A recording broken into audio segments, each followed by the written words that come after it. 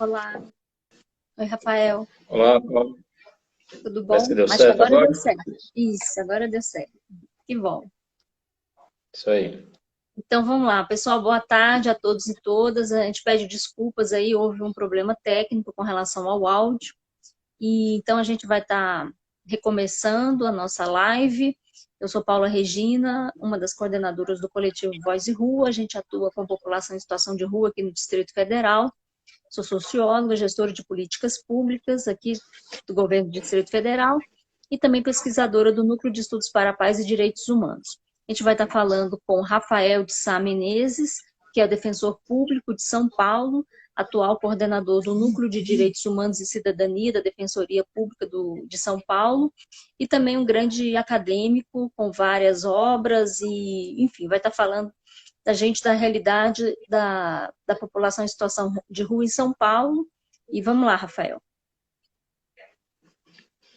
Bom, vamos lá. Boa tarde a todos e a todas. Primeiro, eu queria agradecer o convite do coletivo Voz e Rua para participar desse evento. E apesar desses probleminhas técnicos, finalmente vamos começar, né? Como a Paula já falou, eu sou defensor público aqui em São Paulo. Atualmente eu estou na coordenação do Núcleo de Cidadania e Direitos Humanos da Defensoria Pública de São Paulo e vou falar a partir dessa perspectiva, né? Afinal, a cabeça pensa a partir de onde os pés pisam, né? Então, vou falar muito da minha vivência aqui como defensor público e como então, uma pessoa que trabalha com essa população de rua há um tempo, atendendo essas pessoas, tanto com relação aos seus direitos individuais, né, como com relação aos direitos que a gente pode chamar coletivos, né, aqueles direitos que se realizam aí através de políticas públicas existentes ou não se realizam a partir não se realizam em políticas públicas que ainda não existem, né, nos nossos municípios, no nosso estado, né. A Defensoria Pública tem uma missão constitucional de promoção dos direitos humanos e defesa judicial e extrajudicial dos necessitados, né. Essa dimensão coletiva de políticas públicas, ela está especialmente presente nessa dimensão extrajudicial da atuação da Defensoria Pública, né, que pode até acarretar na proposição de uma ação civil pública, né, ou seja, de levar alguma demanda ao judiciário. Mas a gente costuma sempre dizer que sempre no diálogo aí com o poder público a gente acaba construindo soluções melhores do que numa ação judicial que tem que ser sempre a última ratio, né, a última alternativa quando a gente fala de política pública, né. Então, eu vou falar nessa perspectiva, né. Aqui na Defensoria Pública de São Paulo, a gente tem desde 2011 um atendimento especializado, individualizado para a população de rua, né. E o Núcleo de Cidadania e Direitos Humanos trabalha também com as demandas coletivas, que são essas relacionadas a políticas públicas, né. Um outro lado aí, então, do local de onde eu piso, é o da minha pesquisa acadêmica, né, como a Paula mencionou no começo.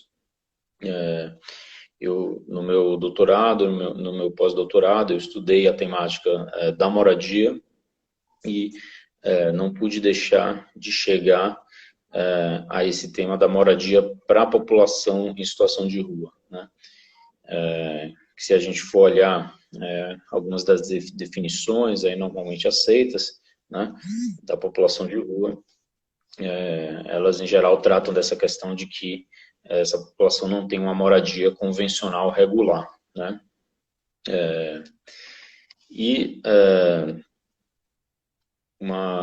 Um contraste que eu gosto de sempre colocar de início, quando eu falo dessa questão da habitação e do problema da falta de habitação, é o contraste entre a quantidade de imóveis vazios existentes na nossa sociedade. Muitas vezes a gente não se atenta, nem percebe que existem tantos imóveis vazios, e a quantidade de pessoas sem teto, né? No Brasil, o número de imóveis vazios é praticamente igual ao número de pessoas sem teto, né? E esses números eles se atualizam o tempo todo, né? Mas pelo último censo do IBGE, nós temos aí uma quantidade de 6 milhões de imóveis vazios no Brasil, né? E essa também é a quantidade de pessoas sem teto, mais ou menos 6 milhões de pessoas, né? Por que essas pessoas não encontram esses imóveis vazios, né? Esses imóveis vazios estão protegidos aí por mecanismos jurídicos, aparatos políticos, sociais que impedem que essas pessoas acessem essas moradias, né? Aparatos econômicos, né? Claro, que impedem que essas pessoas acessem essas moradias, né?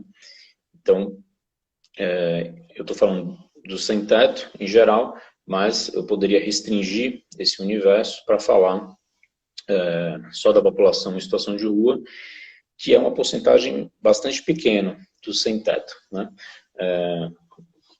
Falando da realidade aqui da cidade de São Paulo, por exemplo, estima-se aí que o déficit habitacional aqui da cidade está em torno de 400 mil moradias, ou seja, seriam necessárias 400 mil moradias para sanar o déficit habitacional da cidade de São Paulo. O número de pessoas em situação de rua é 24 mil pessoas, né? Então, é um percentual pequeno, relativamente pequeno, em comparação ao número de sem-teto como um todo, que aí a gente inclui pessoas em habitações precárias, né, que precisariam também de uma moradia, de ter observado o seu direito à moradia pelo poder público, né? Então, 24 mil, eu estou falando com base no último censo da população em situação de rua aqui de São Paulo, né? Esse censo é muito contestado, há muitos movimentos, muitas pessoas que apontam que esse censo teve uma série de vícios na sua realização, mas, de qualquer forma, 24 mil pessoas já é um número gigantesco, já são 24 mil vidas que todas as noites dormem ao relento ou dormem em centros de acolhida da prefeitura e que deveriam ter o seu direito à moradia atendido, né? Um direito assegurado na Constituição como direito social, né? Mas que, infelizmente, não é efetivado, né? Então, muitas pessoas apontam que haveria muito mais pessoas em situação de rua em São Paulo do que o censo aponta, mas eu acho que partir do número de 24 mil já pode nos levar a algum lugar no sentido de desenvolver políticas públicas. O que é que a gente faz se forem 24 mil? Como que a gente atende 24 mil pessoas, né? E aí eu estou falando tanto do direito à moradia, que é o meu foco de pesquisa aí, né? Mas a gente tem que olhar também para o direito à renda, o direito à assistência social como um todo, o direito à educação, o direito ao trabalho, né? Como que a gente cria políticas públicas para atender, né, essas pessoas em situação de rua. Então, ter o número de 24 mil já é pelo menos um ponto de partida que a cidade de São Paulo tem. E por incrível que pareça, nós não temos no Brasil, como um todo, um censo para a população de rua, né? Aliás, essa questão já foi inclusive judicializada pela Defensoria Pública da União, né, para que o IBGE conte as pessoas em situação de rua. Porque essa contagem ela é feita só em alguns municípios, né?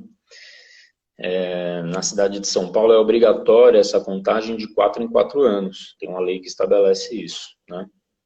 E aí, alguns municípios, aí, principalmente grandes capitais, também fazem essa contagem, né? E Há um tempo atrás houve uma pesquisa, né, foi a pesquisa nacional sobre a população de rua, que tentou estimar a quantidade de pessoas em situação de rua no Brasil inteiro, né? Foram 71 municípios pesquisados, né? E aí não incluía a cidade de São Paulo, porque já tinha um censo próprio, né? E foram contadas 31 mil pessoas, né? Estima-se que esse número, o número real, deve ser acima de 100 mil, né? No Brasil inteiro. Mas, infelizmente, nós não temos esse número. O IBGE sequer tem uma metodologia desenvolvida para contar a população de rua. Então, para quem estuda políticas públicas, é isso, né? Se você não sabe nem quantas pessoas você vai atender com alguma política pública, então, na verdade, isso escancara que a gente não tem política pública nenhuma para essas pessoas, né? Então, você ter o dimensionamento da população de rua é um primeiro passo mínimo, né? É o mínimo para você começar a pensar em políticas públicas, né, para a população de rua. E quando a gente pensa, então, em habitação, né, e aí focando sempre aqui, então, na cidade de São Paulo, onde, então, eu vivencio mais a realidade aí no trabalho e na pesquisa acadêmica, né? Aí, de novo, indo para os números do IBGE. A quantidade de imóveis vazios na cidade de São Paulo está em torno de 400 mil, né? E aí, de novo, a população em situação de rua, pelo último censo, é de 24 mil, né? Então, uma conta básica aí, 24 para 400 mil, tem cerca de 16 imóveis vazios para cada pessoa em situação de rua, né? Eu estou falando da cidade de São Paulo, não estou falando do estado nem do Brasil, é só na cidade, né? Então, são 400 mil imóveis que não são utilizados, né?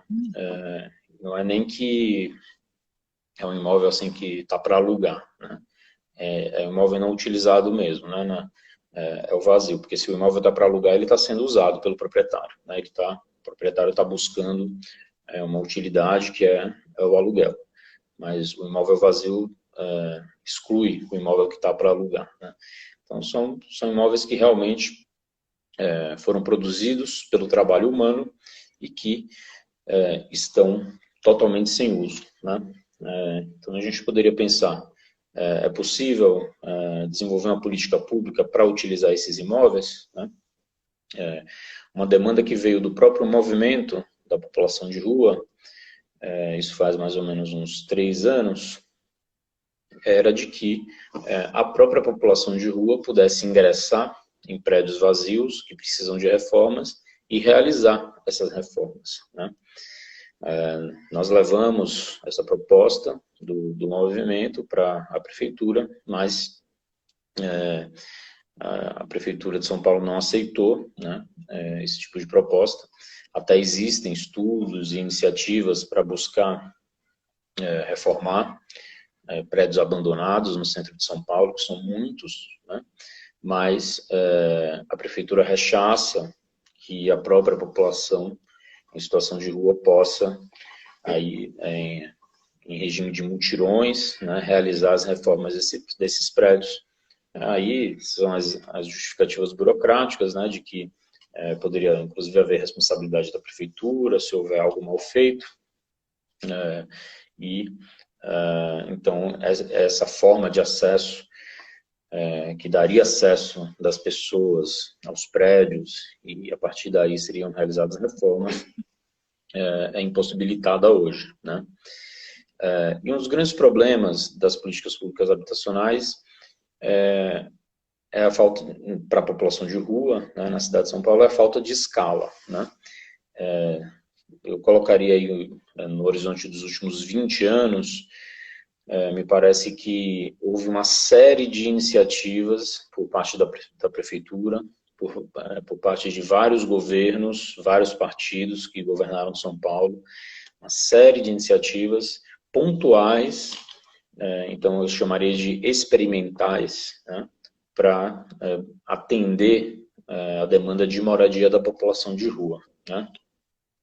Então, por exemplo, a gente tem um programa que se chama Autonomia em Foco, né? É um prédio destinado a uma população. Tem um outro prédio que foi reformado, que a reforma levou anos, que foi inaugurado mais recentemente, que também é um programa de moradia, mas é um prédio, né, destinado à população em situação de rua. E assim vai. A gente tem uma série de pequenas iniciativas, né, iniciativas pontuais, mas que, obviamente, não dão conta desse contingente de pessoas em situação de rua, que é de 24 mil pessoas na cidade de São Paulo, né? Nós temos uma série de formas de atendimento dessas pessoas em situação de rua e acho que a gente pode diferenciar aí, basicamente, aquelas formas de atendimento em abrigos, né, ou albergues, ou centro de acolhida, como chamam tecnicamente aqui em São Paulo, e a forma de atendimento por meio de habitação, né? Aqui em São Paulo, especificamente, então, a gente poderia distinguir um programa de locação social, que se aproxima mais desse modelo da moradia, né? Desses programas, então, de acolhida em centros de acolhida, né? O locação social, o seu modelo básico, é a disponibilização de um imóvel para a pessoa morar, né? Esse imóvel ele pode ser público, pode ser um imóvel da prefeitura, do estado, né, que disponibiliza, então, moradias individuais, ou pode ser um imóvel particular, que por meio de convênio se ofereça a moradia, né? Uma outra forma é o fornecimento de dinheiro para que a pessoa use num aluguel, né? Aqui em São Paulo tem o aluguel social, né? O Bolsa Aluguel, né? É um programa cujo acesso de novos beneficiários está congelado há um tempo, né? Mas acho que é um programa que tem uma série de problemas. Primeiro porque não se sabe se os valores aplicados pelo programa são utilizados realmente para moradia, né? Então, muitas vezes, esse programa pode servir até como um complemento de renda para quem está na rua, e não como um efetivo programa de moradia, né? Não existe nenhum tipo de necessidade de comprovação de que o valor está sendo usado para pagar o aluguel, né? Por outro lado, o valor pago pelo programa é de R$ 400, né? No centro de São Paulo, com R$ 400, você não aluga uma moradia no sentido técnico do direito à moradia, né? Você aluga um barraco ou um lugar numa ocupação, né? Mas não um imóvel, porque pelo valor de mercado, no centro de São Paulo não se encontra algo nessa faixa de valor, né? Então, no máximo, esse auxílio moradia, esse auxílio aluguel, teria que ser complementado por quem está em situação de rua recebendo esse valor, né? E além do mais, é um benefício que não é só para pessoas em situação de rua, é um benefício geral, né? Então, por isso que a nossa tendência é apoiar os programas de locação social, né? Que são programas que dão o acesso à habitação, ao imóvel, né? E não ao dinheiro para pagar um aluguel, né? Acho que é interessante a gente trazer também um conceito da moradia como um serviço público, né? Isso deveria estar aí no nosso radar e é isso que a gente tem buscado colocar no debate aqui em São Paulo, né? A moradia é também um serviço público que deve ser fornecido pelo Estado para quem não tem, né? Assim como a gente tem um sistema único de saúde, né? A saúde está ali no artigo 6º, ao lado do direito à moradia, na Constituição Federal. Temos o SUS, por mais problemas que tenha, qualquer cidadão que tenha um problema de saúde procura o SUS e vai ter um atendimento, né? Não vou entrar em detalhes sobre a qualidade do atendimento aqui, mas esse é um direito que é relativamente bem observado, muito ao contrário do direito à moradia, né? No direito à moradia a gente está muito atrás, né? Inclusive essa noção de se você não tem uma moradia, você vai solicitar ao Estado, isso é estranho para a maioria dos brasileiros, né? Porque a moradia ela é associada a um bem econômico, né? Ao imóvel, a você juntar dinheiro e comprar um imóvel, a você fazer um financiamento e comprar um imóvel, ou a você pagar um aluguel, que é parte do seu salário, para ter acesso a um imóvel, né? Então, no senso comum, né, a moradia está muito associada a isso, a ser um bem econômico e não a ser um direito a que todos deveriam ter acesso, né? Então, a gente tem um longo caminho, me parece, para reconstruir essa nossa relação com os imóveis vazios que estão abandonados, né? Inclusive com o que o poder público pode fazer com esses imóveis vazios, e como que quem está em situação de rua, para falar aqui do nosso tema específico, mas também eu mencionaria o sem-teto em geral, né? Como que essas pessoas podem acessar esses imóveis que estão vazios, né? Inclusive, eu mencionaria um certo equívoco das políticas de construção em massa de imóveis por perpetuarem essa lógica da propriedade privada, do acesso por meio de financiamento, e muitas vezes esse financiamento ele acaba ou nem acaba, esse imóvel ele já está no mercado novamente, seja para aluguel, seja para compra e venda, e a lógica da exclusão se perpetua, né? Então, essa construção de imóveis em massa para o mercado não tem funcionado, e por isso a gente precisa superar esse modelo, né? E para a população de rua, esse é um grande desafio, né?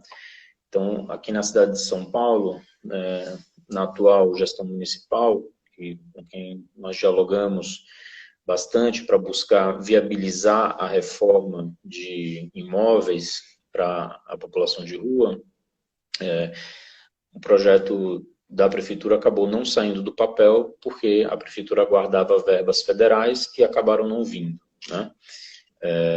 Então, um projeto que poderia ter já se iniciado há muito tempo e que daria uma resposta também de médio prazo, né? Porque reformar 10 imóveis, como eu disse, recentemente foi entregue um imóvel aqui, que aqui em São Paulo a gente conhece como imóvel da Asdrubal Nascimento, né? Ele levou mais de uma década para ser reformado, né? Porque dava problema em licitação, o vencedor da licitação abandonava a obra, depois tinha que licitar de novo, etc. Enfim. E aí você imagina isso com 10 imóveis, né? Então, a gente tem problemas burocráticos, entraves burocráticos e uma situação em que 10 imóveis que serviriam para 400 famílias talvez ainda não alcançassem aquela escala que eu mencionei, né? Porque a gente tem 24 mil pessoas na rua. Então, esses imóveis atenderiam só 10, são 10 prédios, só 400 pessoas dessas 24 mil. E as outras 23.600, a gente faz o quê, né? Uma parte vai ficar no centro de acolhida, que tem 12 mil vagas, né? A outra parte, aí vai sobrar 11.600 na minha conta aqui de cabeça, vai ficar na rua mesmo, porque nem para o centro de acolhida pode ir, né? Porque, como eu disse, são 12 mil vagas, segundo a prefeitura. Então, a gente tem um longo caminho pela frente, né? Como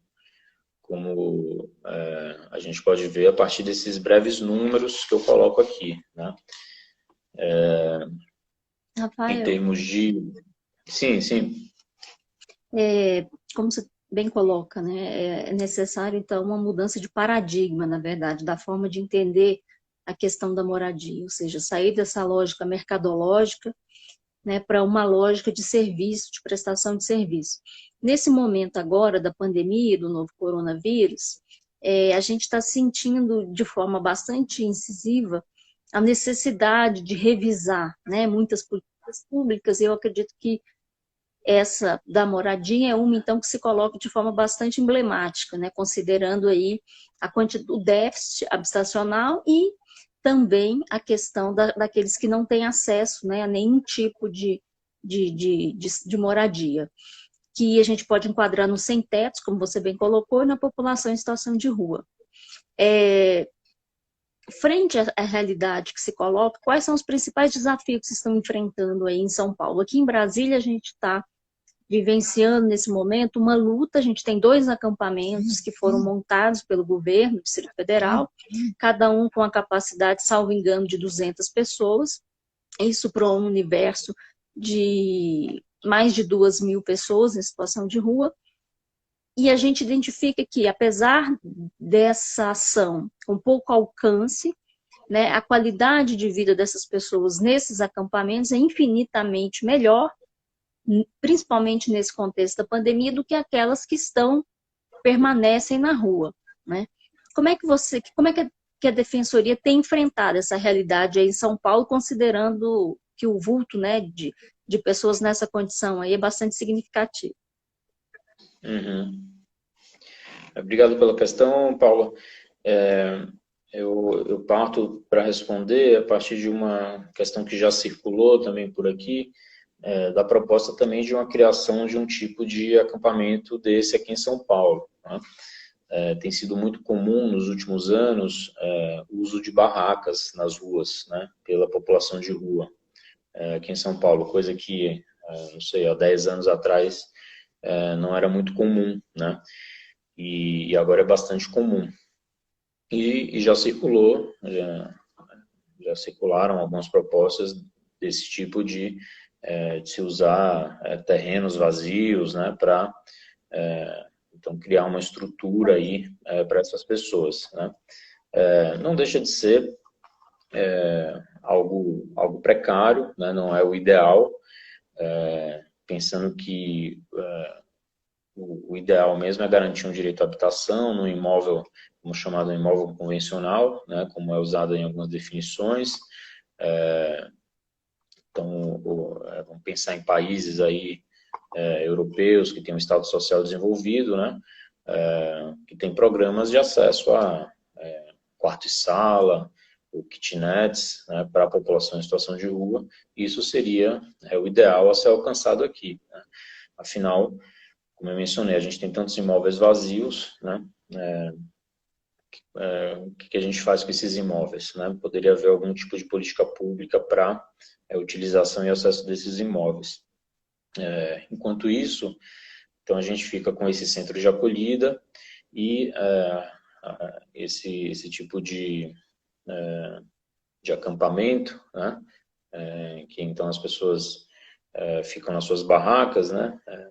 Acho que em tese aí há até um pouco mais de privacidade, né, do que num centro de acolhida, mas, como eu falei, não deixa de ser uma solução ainda precária, né, que atende aí um direito ao abrigo, né, ou às vezes um direito à água, né, porque um local aí como fornecido pela prefeitura pode disponibilizar água potável, por exemplo, né, que é uma dificuldade, então, para quem está numa barraca, na rua, pura e simples, né?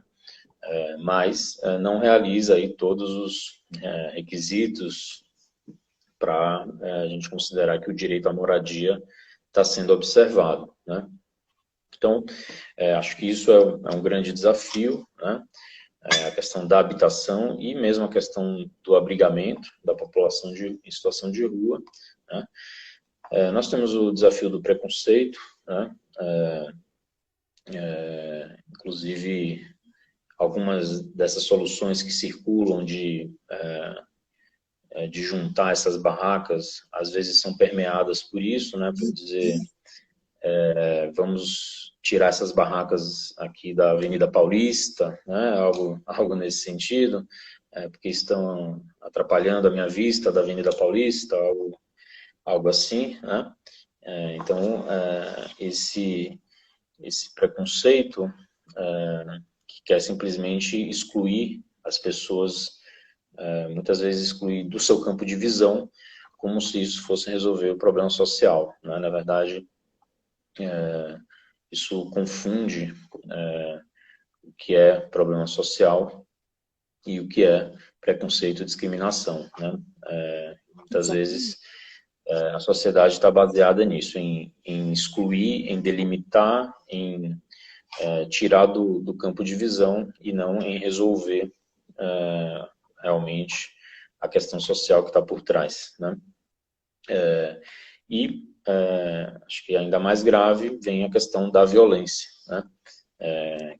Que a população de rua sofre cotidianamente, né? Em especial a situação muito vivenciada aqui em São Paulo, porque ocupa o espaço público e muitas vezes a prefeitura, a polícia não permite essa ocupação e muitas vezes, inclusive, trata os bens pessoais da população de rua como lixo e recolhe os pertences das pessoas e literalmente joga no lixo, né? Então, tudo isso, me parece, poderia ser enfrentado com uma verdadeira política de habitação para a população de rua, ao invés de políticas paliativas ou caritativas, né, que, aliás, eu acho que voltou um pouco à moda com essa pandemia e acho que com um pouco com a linha política aí de alguns governantes, que se baseiam não em direitos, né, mas em caridade, em ajuda, grande problema. buscam que o problema, que a questão social da pobreza seja enfrentada com a caridade, com doações e não com acesso a direitos, né? E aí nesse sentido eu até leio um trecho aqui de dois autores que tratam de direitos sociais, que eles dizem que a história do nascimento dos estados sociais é a história da transformação da ajuda aos pobres, motivada por caridade e na discricionariedade da autoridade pública, em benefícios concretos, correspondentes a direitos individuais dos cidadãos, né? Então a gente tem que sair dessa lógica, seja a lógica caritativa ou a lógica da discricionariedade pública, que, aliás, gera muita corrupção e muita compra de voto, né? Para falar o mínimo, e ir para uma lógica de direitos e de direitos universais, né? E aí, eu acho que, assim como a saúde, e a gente já tem isso, um pouco esse entendimento do que é um sistema único de saúde, do que é um direito universal com a saúde, a gente precisa pensar de um direito à habitação universal, e não é o nosso tema direto aqui, mas se relaciona também com a população de rua. Acho que a gente precisa pensar num direito à renda universal, né, na renda básica universal, na renda de cidadania, e partir para esses paradigmas de direitos universais, né, porque só assim a gente vai sair dessa lógica caritativa e de discricionariedade estatal. Ótimo. A questão da violência em São Paulo, né, é uma questão, como você bem colocou, que está no cotidiano da vida das pessoas em situação de rua. A Defensoria Pública tem recebido muitos relatos nesse sentido? Discriminação, entendendo, evidentemente, a discriminação como uma forma de violência. Uhum. Sim, sim. Infelizmente, é uma realidade cotidiana. Nós recebemos essas denúncias. Nós temos algumas ações aqui na justiça, né, relacionadas a isso. Há uma dificuldade grande em se judicializar por causa da necessidade de produção de provas, né? Então a Exatamente. gente sempre orienta quem tem celular que busque filmar, né? E se possível procurar uma testemunha, né? Mas é sempre complicado, né? No momento de uma abordagem dessa, se encontrar alguém também que queira testemunhar. Então muitas vezes quando uma demanda chega para a gente, digamos assim, redonda, para levar para a justiça, é que alguém de um movimento estava passando, né, alguém que já sabe dessas questões de necessidade de prova, aí conseguiu filmar e consegue também servir de testemunha, né? E aí com isso a gente consegue demonstrar na justiça que a situação realmente aconteceu, né? Mas fora isso, é muito difícil, a recuperação de pertences pessoais é quase impossível, porque como eu falei, em geral isso é descartado, né, jogado no lixo mesmo. Então, essas ações aqui são chamadas de zeladoria urbana, né, ações da prefeitura de zeladoria urbana, são funcionários públicos municipais com a polícia, com a GCM, que tem a definição hoje de polícia municipal aí, né, fazem essas operações e retiram esses pertences e atrás deles vem um caminhão de lixo, justamente para jogar esses pertences no lixo, né? Então eles não são nem apreendidos ou porque se é uma pessoa que tem um veículo estacionado em um local proibido, o veículo é retirado e vai para um Exatamente. pátio, a pessoa paga uma multa, né? O É poder público considerado não vai pegar o patrimônio. veículo. O poder público não vai pegar um veículo e tacar no lixo, né? Mas com pertences da população de rua faz isso. E, infelizmente, é uma realidade cotidiana, né? Então, pessoas que pedem documentos, remédios, enfim, tudo o mínimo que aquela pessoa tem para sobreviver e que é retirado dela, sem mais nem menos, né? E com uma violência totalmente desproporcional.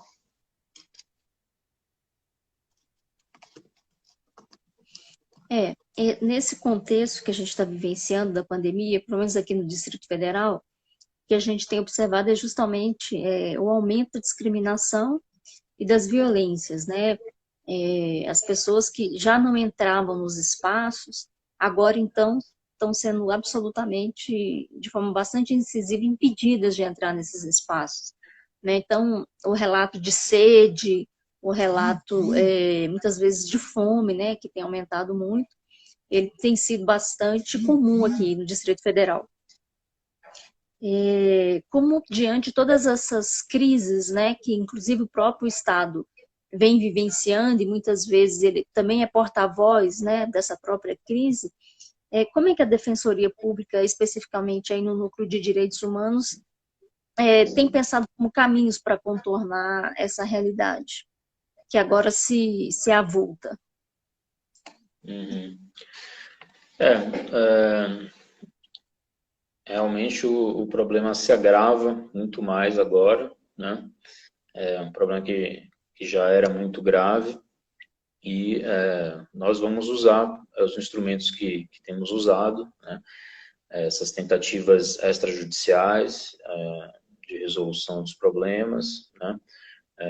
Que muitas vezes nós constatamos nos atendimentos individuais e também aí na relação com movimentos sociais, né, da população de rua, que trazem esses problemas, trazem as denúncias aqui para a Defensoria Pública, né, e vamos usar desses instrumentos para que o poder público implemente melhores políticas para a população de rua, né. E eu tenho a convicção de que as melhores políticas para essa população estão baseadas nisso, no direito à habitação universal e no direito à renda universal. Uhum. O restante envolve muito gasto de dinheiro público, o modelo de centro de acolhida, eu acho que está completamente saturado, né? Se abrirem mais vagas, é provável que fiquem ociosas, né? E porque as condições são péssimas, muitas pessoas até preferem estar na rua do que estar em centro de acolhida, né? Então, a forma como a gente tem feito não tem dado certo, né? Então, me parece que a gente tem que ir para essa direção, né? Direito à renda universal e direito à habitação universal, né? Me parece que são os dois eixos aí que a gente precisa seguir para atender devidamente a população em situação de rua, né? E assim a gente resolve a questão da moradia, que é um direito básico, e a questão da renda, que também é um direito básico para a pessoa ter acesso a bens mínimos de subsistência, né? E aí, só complementando, então, sobre os instrumentos, né? São esses instrumentos extrajudiciais e, se necessário, a gente leva a discussão também ao judiciário, né? Por meio, seja de ações individuais aí, ou de ações civis públicas, né? Que são as ações coletivas para se discutir a implementação de algum direito. Ótimo, excelente. Acho que realmente são duas questões extremamente centrais, né? A questão da renda básica universal e da moradia como um serviço universal. Acho que realmente uma questão que a gente deve estar pautando, né, sistematicamente a partir de agora.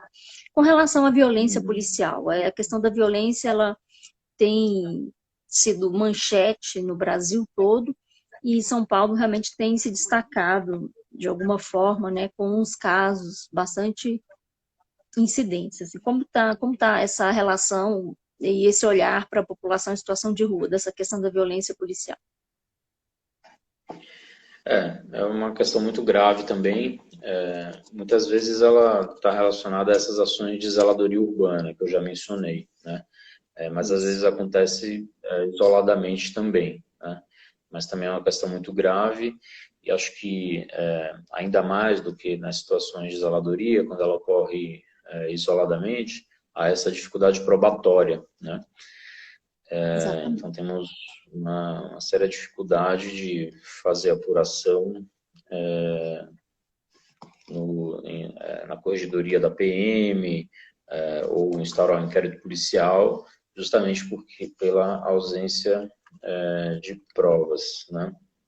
Então, Aqui em Brasília, a gente tem se deparado com essa dificuldade também, né, da dificuldade da construção da prova.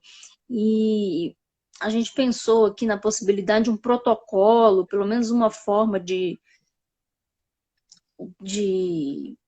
melhorar um pouco, estabelecer um padrão normativo para facilitar, ou seja, um procedimento coletivo, na verdade, né, que a gente acredita que seja mais palpável em função dessa dificuldade de prova. Aí em São Paulo existe algum protocolo de ação específico? Isso tem dado efeito? Como é que você tem visto isso? Ou se não tem? especificamente sobre violência policial, não. O que existe é uma regulamentação municipal para essas ações de zeladoria urbana, né? Inclusive proibindo essa retirada de bens pessoais, né? E aí isso foi uma construção da Defensoria Pública com a Prefeitura há 4 anos atrás, a partir de um TAC que a gente propôs para a Prefeitura, né? A Prefeitura construiu um decreto, que depois foi alterado por um outro decreto e complementado por uma portaria, mas então são normas municipais que regulamentam essa atividade de zeladoria urbana em locais onde há população de rua, né? A ação pode acontecer, mas sem desrespeitar os direitos da população de rua, né? Então é isso. O que a gente tem são essas normas municipais, mas especificamente não trata da violência policial, né? Que é um grande desafio também que se coloca, né? Diante de todo esse quadro. O IPEA soltou recentemente uma nota técnica, se não me engano, o número 73, falando do aumento exponencial, né, das pessoas em situação de rua, que estão indo para as ruas. Ele trouxe um percentual de 140%, né, agora recentemente. Então, o que a gente vê é que, evidentemente, esses problemas que já existem, né, como não se observa uma forma concreta de solucioná-los, né, de forma articulada, eles tendem, evidentemente, a piorarem, a se agravarem.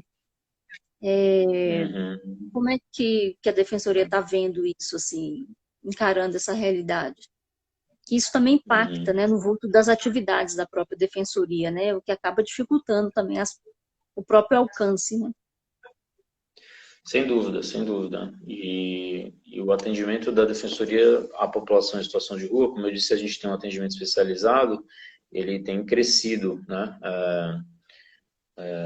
frequentemente e crescido com essas denúncias, seja de violência nas ruas, seja de problemas em centro de acolhida, né? Então a gente percebe que há necessidade, existindo aí esse modelo de centro de acolhida, de criação de